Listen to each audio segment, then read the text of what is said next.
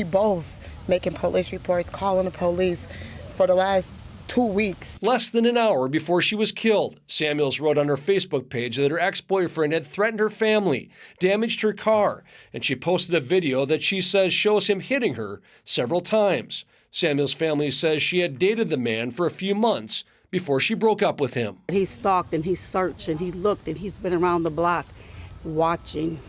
She posted a warning. She told the world exactly what was happening to her. She named it. She put it on social media for everyone to see. She even told people the police weren't doing enough. And a few hours later, she was dead. 10 shots in front of her own house in broad daylight. Let me tell you something. This is not a story about a woman who didn't see it coming. This is a story about a woman who saw everything coming, told everyone around her, did everything she was supposed to do, and still didn't make it out. This is the story of Mariah Samuels. And if you think you've heard this story before, I need you to stay right here, because the details of what happened to this woman will make you put your phone down. Her name deserves to be said out loud. Her story deserves to be told fully. And the way this whole thing unfolded needs to be examined carefully, because there are lessons in here that could save somebody's life. So settle in, because we're going all the way through this one. Help this channel grow by liking, commenting, sharing, and PLS subscribe. Minneapolis, Minnesota. The city of lakes, they call it. Known for its parks, its culture, its community. But if you live there, really live there, you already know it has another side. Violent crime there hits at a rate of about 1 in 86. Property crime, even higher. And while numbers started trending down heading into 2025, the city was still carrying wounds that went deep. Wounds that never fully healed after years of trauma stacked on top of trauma. That's the city Mariah Samuels called home. Mariah was 34 years old, a mother of 2, a dog groomer. By every account from the people who loved her, she was the kind of woman who lit up a room without even trying. Warm, welcoming, the type of person you wanted around because she made everything feel a little lighter. Her family had just celebrated her birthday with her and her 2 kids. Life was moving forward. She was moving forward. And then David Wright walked into her life. Now, David had just come home from a lengthy prison sentence. He was posting about prison on his social media. Period. That right there was already information. But Mariah, like a lot of good-hearted people, decided to give him a chance anyway. Love will make you do that. You see the potential in someone. You see who they could be.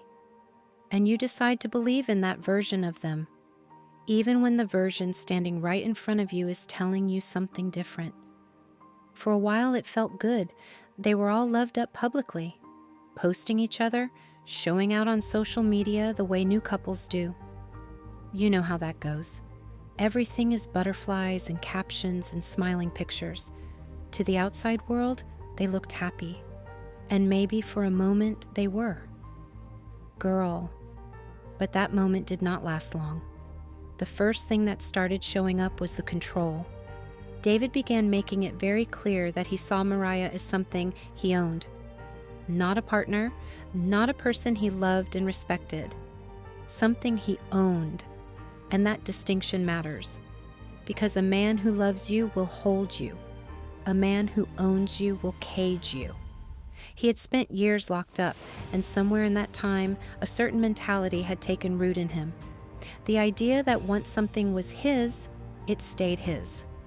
No matter what, no matter how she felt, no matter what she wanted.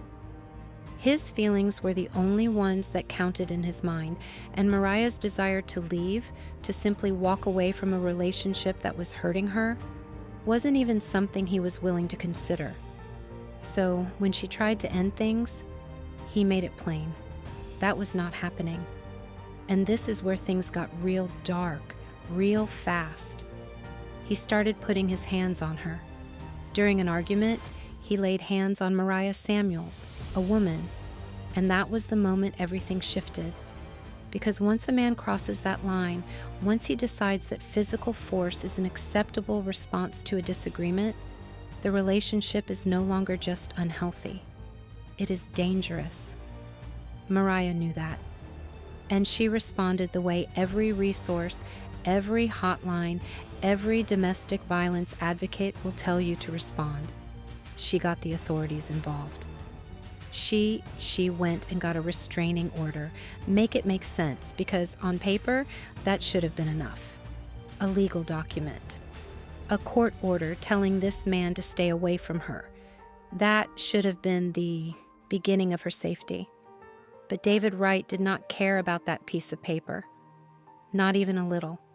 He kept showing up. He kept posting about her online. Pictures of the two of them. Things like, "I miss this.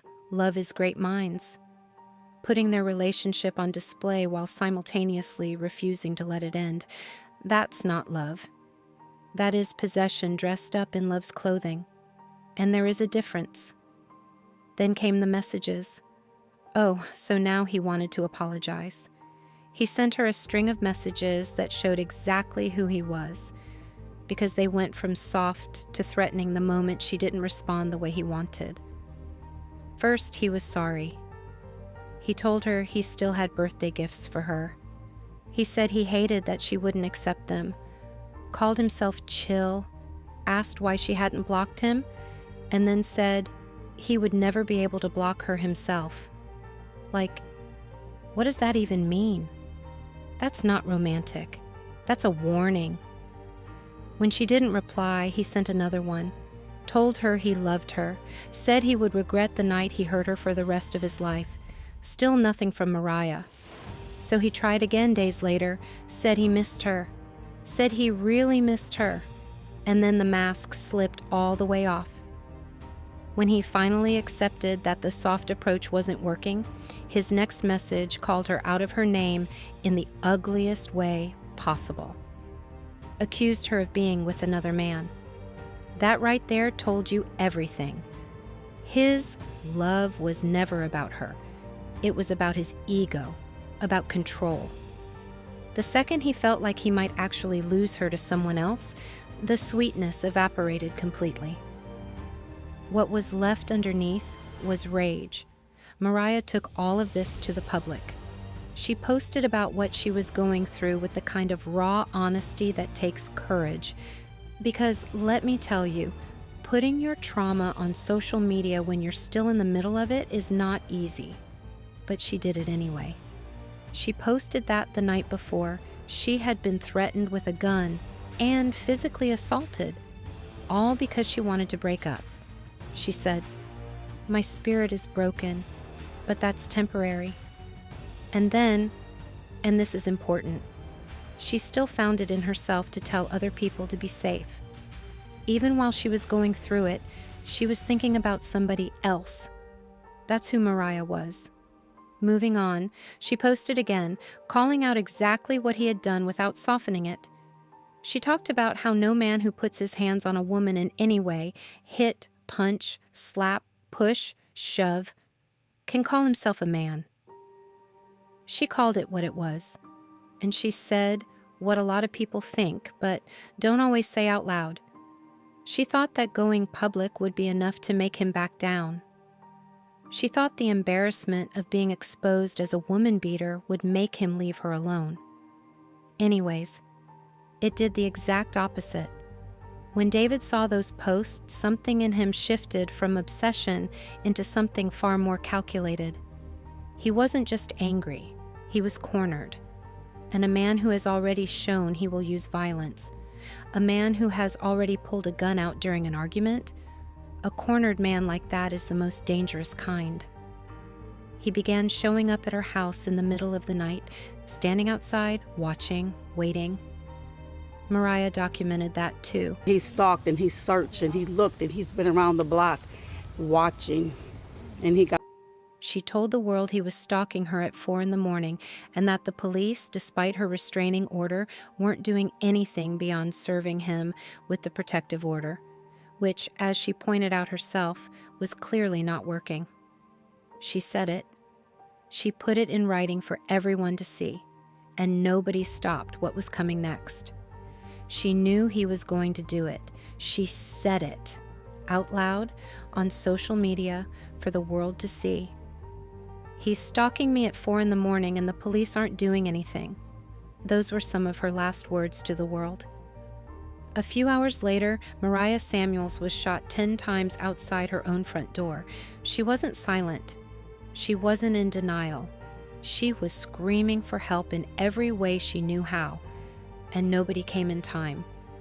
Mariah Samuels was 34 years old, a dog groomer, a mother of 2, a woman who, by every single account from the people who knew and loved her, was the kind of person that made a room feel warmer just by walking into it. Son, she was sweet, she was outgoing, she was free-spirited. Welcoming, loving. The type of woman who would check on you before she checked on herself. Her family had just celebrated her birthday, with her and her 2 kids not long. Before all of this happened, life was moving, she was moving forward. Now, Mariah lived in Minneapolis, Minnesota, the city of lakes, they call it, known for its parks, its culture, its tight-knit communities. But if you actually live there, you know the city carries a weight too. Violent crime hits at roughly 1 in 86. And while things had started to inch downward, heading into 2025, the damage from years of unchecked violence was still very much present in those streets. That's the world Mariah was navigating every single day. And into that world walked David Wright. Now, David had just come home from a long stretch in prison. And let's be honest, that alone is not a reason to write somebody off. People deserve second chances. Mariah believed that. She saw something in him. She opened her heart to him.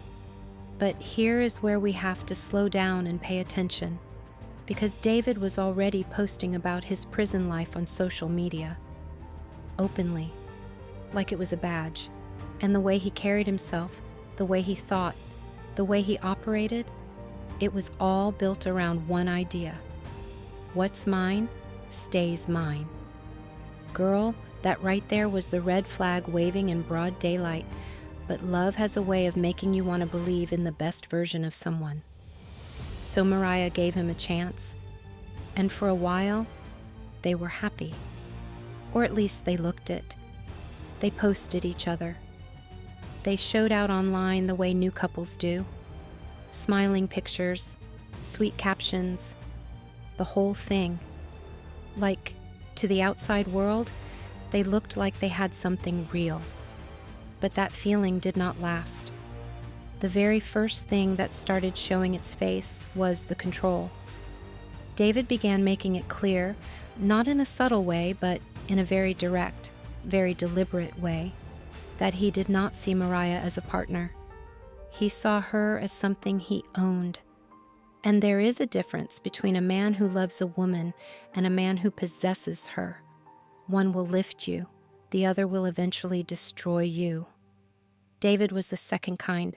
The years he had spent locked up had hardened something in him into a belief that what belongs to him does not get to leave. And the moment Mariah started pulling away, the moment she decided she was done, he made it plain that her feelings on the matter were irrelevant. So when she tried to end things, he told her that was not happening. And then he put his hands on her. During an argument, David physically assaulted Mariah Samuels. And that was the crossing of a line that changes everything. Because once a man decides that force is an acceptable response to a woman trying to leave, you are no longer dealing with a relationship problem. You are dealing with a safety crisis. Oh, so now he's sorry? Because after the assault, the messages started coming in. A whole cycle of them.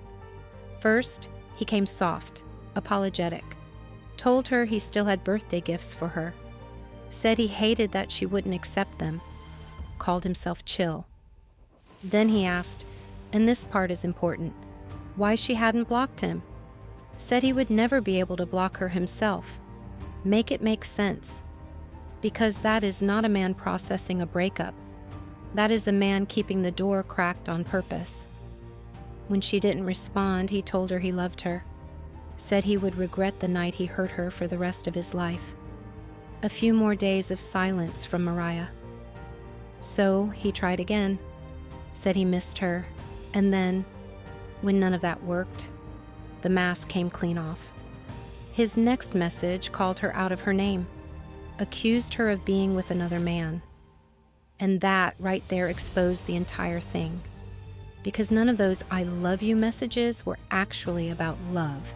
They were about ownership. The second he believed he might lose her to someone else, every ounce of sweetness he had been performing disappeared. What was left was pure, undiluted rage. Mariah had had enough. She took everything to the public.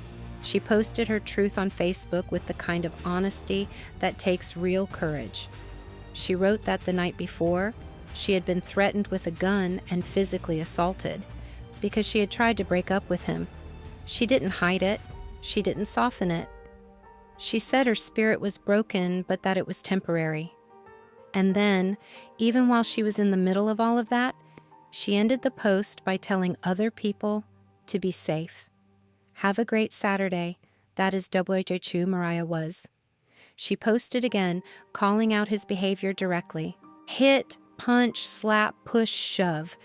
She named every form of it and said plainly that no man who puts his hands on a woman in any way, shape, or form has the right to call himself a man. She said replace the word man with coward, and she meant every word. She thought going public would shame him into backing off. Anyways, it did the opposite. When David saw those posts, something shifted in him from obsessive to calculated. Being exposed didn't embarrass him into retreating, it cornered him. And a man who has already shown he will pull a gun out during an argument, a cornered man like that, is operating at a completely different and far more dangerous level. He began showing up at her house in the middle of the night, standing outside in the dark, watching, waiting, stalking her in the most literal sense of that word. Mariah documented all of it. She went back to the authorities. She got a restraining order put in place against him. But David... Making police reports, calling the police for the last 2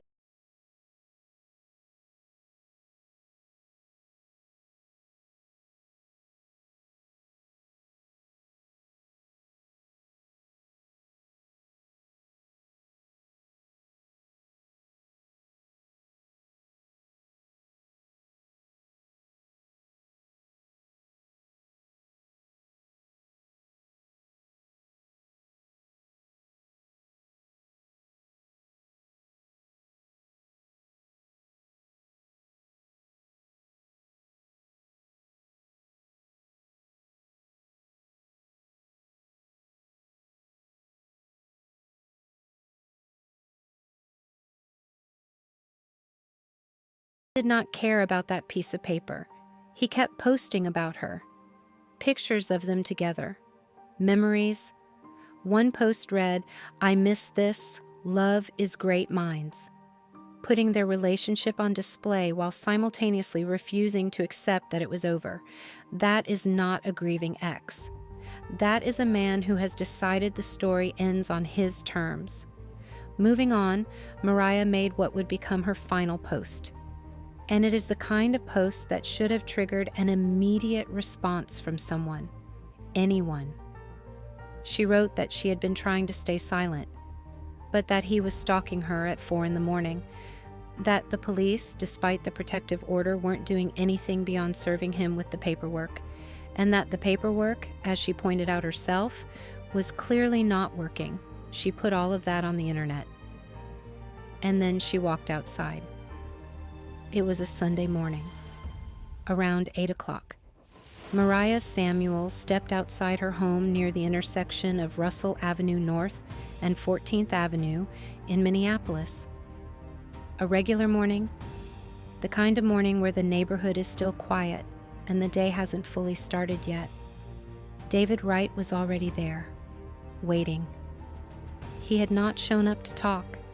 He had not shown up to apologize one more time or leave birthday gifts on her doorstep. He showed up with one intention, and he carried it out without hesitation. He ambushed her. Mariah tried to get to her car.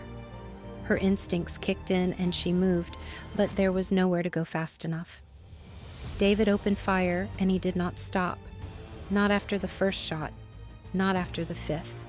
He shot Mariah Samuels 10 times in front of her own house on a Sunday morning, in a neighborhood where people were waking up, making coffee, starting their day. 10 shots. From a man who had been posting, "I missed this," just days before. Her family said it plainly. He did not shoot her once or twice. He shot her 10 times. And the number matters, because that is not a moment of panic. That is not an accident. That is a man who had made a decision, and he saw it all the way through. Mariah Samuels died at the scene. By the time police arrived, David Wright was already gone. He had run before they got there. And just like that, 2 children lost their mother on a Sunday morning. The same mother who had just celebrated a birthday with them. The same woman who, even while being stalked and threatened, still found the energy to tell other people to be safe. Gone. When Minneapolis police arrived at the scene, what they found was a crime scene that told a story that Mariah had already told them herself. This was domestic. This was targeted. This was not random. Investigators immediately identified the shooting as domestic related, and the evidence trail Mariah had left behind, the Facebook posts, the restraining order, the documented history of abuse, gave them a very clear picture of who they were looking for. But David Wright had fled. He ran from that scene and disappeared before a single officer arrived. And that is where things got complicated, because despite everything that Mariah had put on record, despite the posts, the police visits, the restraining order, the documented 4 a.m. stalking, the man responsible for her death was not in custody. Her family did not hold back. They went in front of cameras and they said what needed to be said. Her aunt looked straight into the lens and told the world that Mariah had been gunned down by a violent ex-boyfriend that she had a restraining order against. He cried for help, That he had not shot her 5 times. He had shot her 10 times, right in front of her house. And then she said something that stopped the room. She said Mariah would be the 4th woman in their family to be murdered by someone who claimed to love them. Let that land for a second. The 4th. That is not a coincidence. That is a pattern. And that pattern has a name. It is called domestic violence, and it does not discriminate, and it does not stop on its own, and a piece of paper does not make it stop either. Not when the man holding the gun has already decided he is willing to face the consequences. Mariah's family called for change. They pushed for more resources, more protection, more action for domestic violence victims. Her aunt looked at the camera and said, "Believe the red flags. Do not underestimate. Do not think he won't do it to me." She said, "If the police are not doing anything, go above and beyond. Protect yourselves at all cost." That message is not just for one person watching this video right now. That message is for every person watching this video right now, because Mariah Samuels did not fail the system. The system failed her. She posted, she filed, she documented, she went public, she did every single thing that women are told to do when they are in danger, and she still did not make it home to her babies. Her children are now growing up without their mother. And David Wright ran. After David Wright pulled that trigger 10 times and ran, Minneapolis police launched a manhunt. And the case they were building was not thin. Mariah had handed investigators a paper trail that most domestic violence cases never have. The Facebook posts, the restraining order, the documented history of physical assault. The 4 a.m. stalking she had put on record for the world to see just hours before she was killed. Every single piece of it pointed directly at one person. The challenge was finding him, because David Wright had disappeared. He had done what a man who plans something does. He left before anyone could stop him. And while detectives worked the case and the community processed the shock of what had happened on that quiet Sunday morning, Mariah's family was already in front of cameras, already pushing, already demanding that his name be known and that he be brought in. Her aunt said it without flinching. She told reporters that Mariah had filed a restraining order against this man, that he had shown up to her home, that the warning signs were all there, and that this should have been prevented. The family's grief did not stay quiet. It turned into pressure, public pressure, the kind that makes investigators move faster and makes a community keep its eyes open. Eventually, David Wright was taken into custody and charged in connection with the murder of Mariah Samuels. Now, because this case is still working its way through the legal process, the full trial details are limited at this time. But what is already on record is damning enough. The documented abuse, the messages, the restraining order he violated repeatedly, the final post Mariah made hours before she died, the 10 bullet wounds that told investigators everything about the intent of the man who fired them. This was not a case built on circumstance. This was a case built on a pattern that Mariah herself had documented, reported, and posted about publicly. A pattern that should have been interrupted long before that Sunday morning, period. Here is what we know about Mariah Samuels. She was not a woman who went quietly. She fought, she filed papers, she went to the police, she posted her truth on social media when the system wasn't moving fast enough. She warned people. She protected people, even while her own life was in danger. And she still didn't make it. That is the part that has to sit with us, because it means the conversation we need to be having is not just about what women should do when they are being threatened.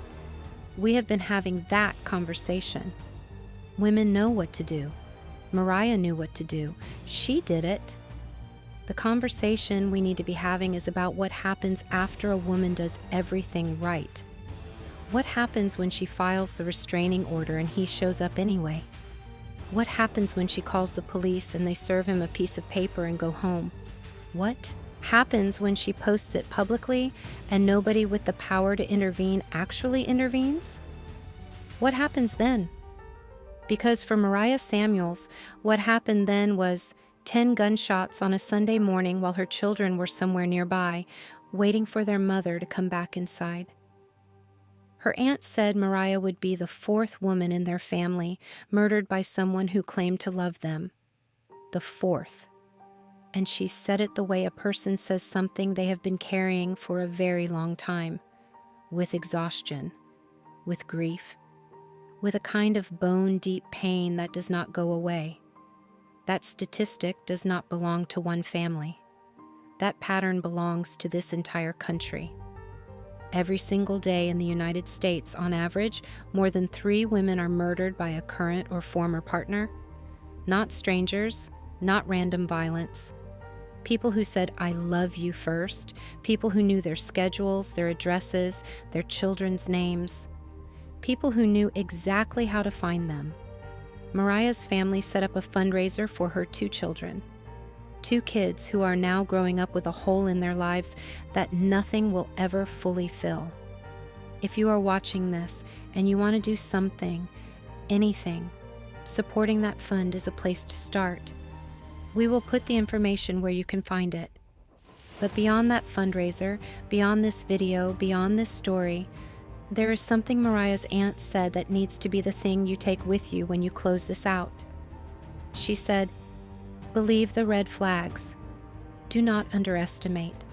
Do not think he won't do it to me." Like, read that again. Slowly. Do not think he won't do it to me. because that is the lie that costs lives. The belief that it will not go that far, that he loves me too much, that he is just angry right now, that the restraining order will hold, that going public will shame him into stopping. Mariah tried all of those things. And David Wright showed up anyway. The red flags were there from the beginning. The prison history posted openly on social media. The possessiveness that showed up the moment the honeymoon phase faded. The physical assault during an argument about a breakup. The cycle of sweet messages followed by threats, followed by rage when she didn't respond. The middle of the night appearances outside her home. Every single one of those moments was a signal, and every single one of those signals was ignored. Not by Mariah, but by the systems that were supposed to protect her.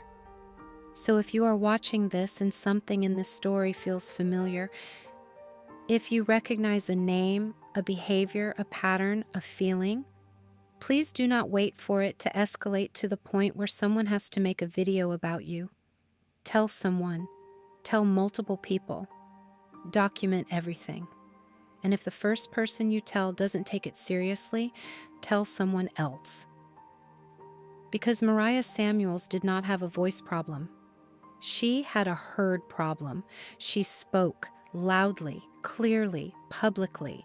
She just ran out of time before the right person listened. Her name is Mariah Samuels. She was 34 years old. She was a dog groomer. She was a mother of 2. She was beautiful and loving and warm, and she deserved to grow old. Say her name. And if this story moved you, if it made you feel something, share it. Because somewhere out there right now, another woman is posting a warning that nobody is taking seriously. Another woman is filing a restraining order against a man who does not intend to respect it. Another woman is doing everything right and running out of time. This channel exists because those stories deserve to be told, because silence is what allowed this to happen. And we are done being silent. Trials of clues. Because their voices still matter.